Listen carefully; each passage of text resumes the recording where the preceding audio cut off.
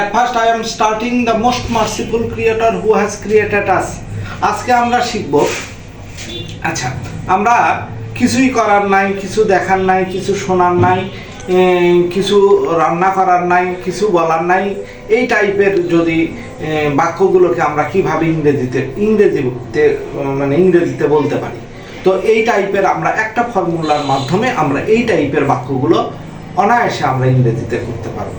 আচ্ছা, তো নিয়মটা হলো কি, রুলসটা হলো nothing to plus V1, nothing to plus V1। প্রথমে আমার নাথিং টু বসাবো, তারপরে ভার্বের বেস ফর্মটা বসাবো, প্রেজেন্ট ফর্ম বসাবো। আমরা দেখি কিছুই দেখার নেই, কিছুই দেখার নেই, নাথিং টু দেখার ওয়ার্ড সি, কিছুই দেখার নেই, নাথিং টু সি, কিছুই লেখার নেই, কিছুই লেখার নেই। তাহলে প্রথমে হবে নাথিং টু V1 লেখা, রাইট।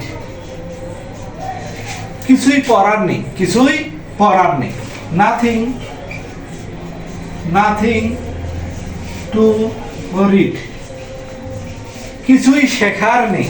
তো এট ফার্স্ট আমরা নাথিংটা বসায় দিব প্লাস V1 বসায় দিব, নাথিং টু V1 শেখা, লার্ন।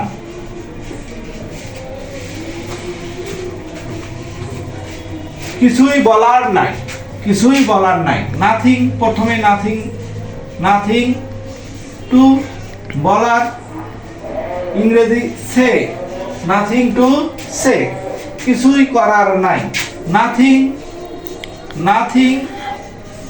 টু ডু, কিছুই করার নাই, কিছুই রান্না করার নাই, নাথিং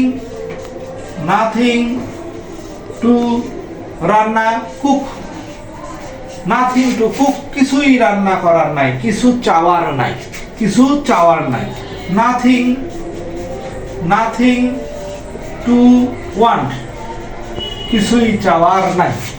তো আমি আশা করি যে আজকের পর থেকে কিছুই করার নেই, কিছু রান্না করার নেই, কিছু বলার নেই, কিছু পড়ার নেই, কিছু লেখার নেই, এই টাইপের বাক্যগুলো আমরা অনায়াসে ইংরেজিতে ট্রান্সলেশন করতে পারবো।